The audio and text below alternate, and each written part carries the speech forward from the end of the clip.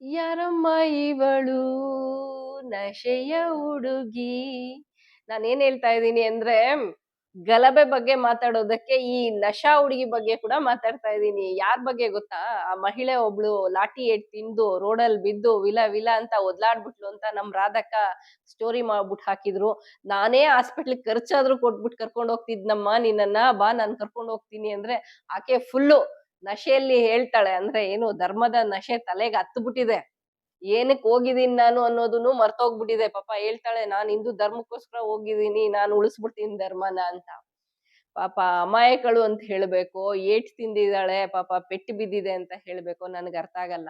ಯಾರ್ದೋ ರಾಜಕೀಯ ಕಾರಣಗಳಿಗೆ, ಇನ್ಯಾರ್ದೋ ರಾಜಕೀಯ ಲಾಭಕ್ಕೆ ಈ ತರ ಹೆಣ್ಮಕ್ಳೆಲ್ಲ ಬಲಿಯಾಗೋದನ್ನ ನೋಡಿದ್ರೆ ಬೇಜಾರ್ ಅನ್ಸತ್ತೆ ಸ್ನೇಹಿತರೆ.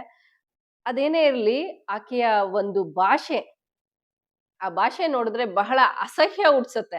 ಅದನ್ನ ಹೇಳಕ್ಕೂ ಗಲೀಜ್ ಅನ್ಸತ್ತೆ. ಒಂದು ಹೆಣ್ಮಗಳಾಗಿ ಆಕೆ ಮುಸಲ್ಮಾನ ಸಮುದಾಯವನ್ನ ಎಷ್ಟು ಗಲೀಜಾಗಿ ನಿಂದಿಸ್ತಾಳೆ ಅನ್ನೋದನ್ನ, ಅದು ಕೇಸರಿ ಶಾಲ್ ಹಾಕೊಂಡು, ನಾವು ಕೂಡ ಹಿಂದೂಗಳೇ ಸ್ವಾಮಿ, ನಾವು ಯಾವ ಸಮುದಾಯದವರನ್ನು, ಅದರಲ್ಲೂ particularly she being on women, ಒಂದು ಮುಸಲ್ಮಾನ ಹೆಣ್ಮಕ್ಳನ್ನ ಅಷ್ಟು ಅಸಹ್ಯವಾದ ಶಬ್ದ ಪ್ರಯೋಗ ಮಾಡ್ತಾಳೆ ಅವ್ರ ಮೇಲೆ ಅಂತಂದ್ರೆ ನಾಚಿಕೆ ಆಗ್ಬೇಕು ಕಣ್ರಿ. ನೀವೇ ಒಮ್ಮೆ ನೋಡ್ಕೊಂಡ್ ಬನ್ನಿ. ಇದು ಎಲ್ಲ ಒಳ್ಳೆ ಇದು ಎಲ್ಲ ಒಳ್ಳೆ ಇದು ಎಲ್ಲ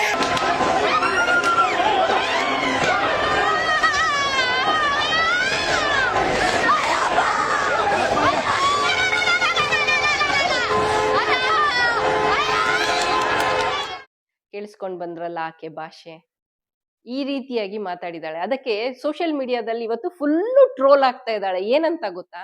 ಈ ರೀತಿಯಾಗಿ ಮಾತಾಡಿದ್ದಕ್ಕೆ ಅವಳಿಗೆ ಲಾಠಿ ಏಟ್ ಬಿದ್ದಿರೋದು. ಕರ್ಮ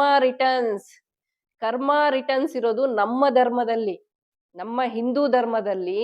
ನೀನು ಏನ್ ಮಾಡ್ತೀಯೋ ಅದಕ್ಕೆ ಪ್ರತಿಫಲ ನಿನಗ್ ಸಿಕ್ಕೇ ಸಿಗತ್ತೆ ಅಂತ. ನೀನು ಒಳ್ಳೇದ್ ಮಾಡಿದ್ರೆ ನಿನಗೆ ಒಳ್ಳೇದ್ ಸಿಕ್ಕುತ್ತೆ, ನೀನು ಕೆಟ್ಟದ್ ಮಾಡಿದ್ರೆ ಕೆಟ್ಟದೇ ಸಿಗೋದು ಅಂತ. ಆಕೆ ಏನ್ ಈ ರೀತಿಯಾಗಿ ಬೈದ್ಲು, ಒಂದು ಸ್ವಲ್ಪ ಹೊತ್ತಲ್ಲೇ ಆಕೆಗೆ ಲಾಠಿ ಏಟ್ ಬಿದ್ದಿದೆ. ಅಂದ್ರೆ ಕರ್ಮ ರಿಟರ್ನ್ಸ್. ಇದನ್ನ ನಮ್ಮ ಗಣಪತಿ ದೇವ್ರೇ ಅಲ್ಲ, ಯಾವ ದೇವ್ರು ಮೆಚ್ಕೊಳಲ್ಲ ಕಣ್ರಿ.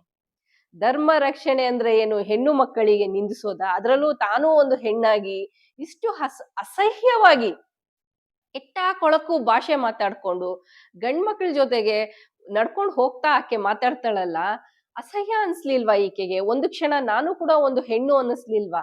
ಇದೆಲ್ಲ ಆದ್ಮೇಲೆ ಎಲ್ಲಾ ಟಿವಿ ಚಾನೆಲ್ನವರು ನಿಮ್ಗೆ ಪೆಟ್ಟು ಬಿದ್ದಲ್ಲ, ಇದು ನಿಮ್ಗೆ ಏಟ್ ಬಿದ್ದಿದೆಯಲ್ಲ, ಲಾಠಿ ಚಾರ್ಜ್ ಆಗಿದ್ಯಲ್ಲ ನಿಮ್ಗೆ ಅಂತ ಹೇಳಿ ಹೋಗಿ ಮೈಕ್ ಹಿಡಿದ್ರೆ ಆಕೆ ಏನ್ ಹೇಳಿದ್ಲು ಗೊತ್ತಾ?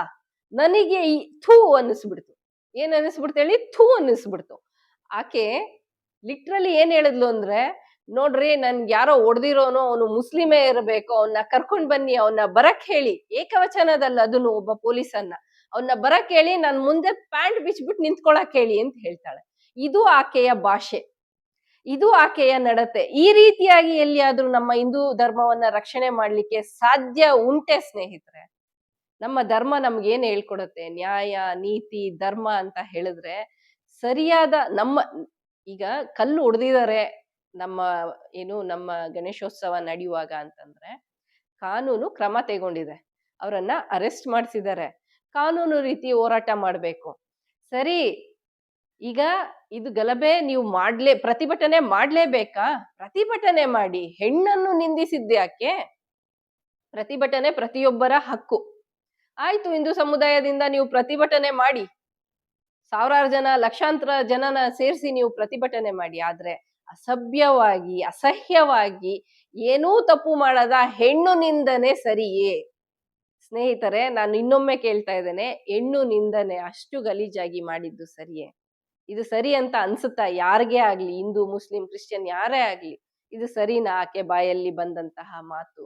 ಪೊಲೀಸ್ ಆಫೀಸರ್ನ ನೀನ್ ಬಂದು ಪ್ಯಾಂಟ್ ಬಿಚ್ಚಿ ನಿಂತ್ಕೊ ಅಂತ ಹೇಳ್ತಾಳಲ್ಲ, ಆಕೆಗ್ ನಾಚಿಕೆ ಆಗ್ಲಿಲ್ವಾ? ಆತನ ಧರ್ಮ ಗೊತ್ತಾಗ್ಬೇಕು ಅಂದ್ರೆ ರೆಕಾರ್ಡ್ಸ್ ಅಲ್ಲಿ ನಾನ್ ನೋಡ್ಬೇಕು, ಆಧಾರ್ ಕಾರ್ಡ್ ತೋರಿಸಿ, ಅವ್ರದ್ದು ಅಪ್ಲಿಕೇಶನ್ಸ್ ಇದ್ರೆ ಏನಾದ್ರು ತೋರಿಸಿ, ಅವರ ಐಡೆಂಟಿಟಿ ಕೊಡಿ, ಅವ್ರ ವೋಟರ್ ಐಡಿ ಕೊಡಿ ಅಂತ ಕೇಳ್ಬೋದಿತ್ತು. ಪ್ಯಾಂಟ್ ಬಿಚ್ಚೆ ನಿಂತ್ಕೋಬೇಕೇನ್ರಿ ಆತ?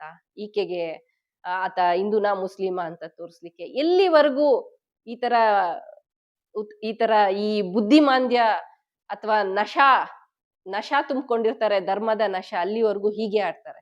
ಎಲ್ಲೂ ನಮ್ಮ ಧರ್ಮದಲ್ಲಿ ಇನ್ನೊಬ್ಬ ಹೆಣ್ಮಕ್ಳಿಗಾಗ್ಲಿ ಗಂಡ್ಮಕ್ಳಿಗಾಗಿ ಅಸಹ್ಯವಾಗಿ ಮಾತಾಡಿ ಕೆಟ್ಟ ಕೊಳಕು ನಿಂದಿಸಿಯೇ ಧರ್ಮ ರಕ್ಷಣೆ ಮಾಡ್ಬೇಕು ಅಂತ ಖಂಡಿತ ನಮ್ಮ ಯಾವ ಗೀತೆಗಳಲ್ಲೂ ಯಾವ ಧರ್ಮದಲ್ಲೂ ಎಲ್ಲಿ ಯಾವುದೇ ಪ್ರಾಕ್ಟೀಸಸ್ ಅಲ್ಲಿ ಯಾವುದೇ ಆಚರಣೆಗಳಲ್ಲಿ ನಮ್ಮ ಹಿಂದೂ ಧರ್ಮದಲ್ಲಿ ಖಂಡಿತವಾಗಿಯೂ ಹೇಳಿಲ್ಲ ಸ್ನೇಹಿತರೆ.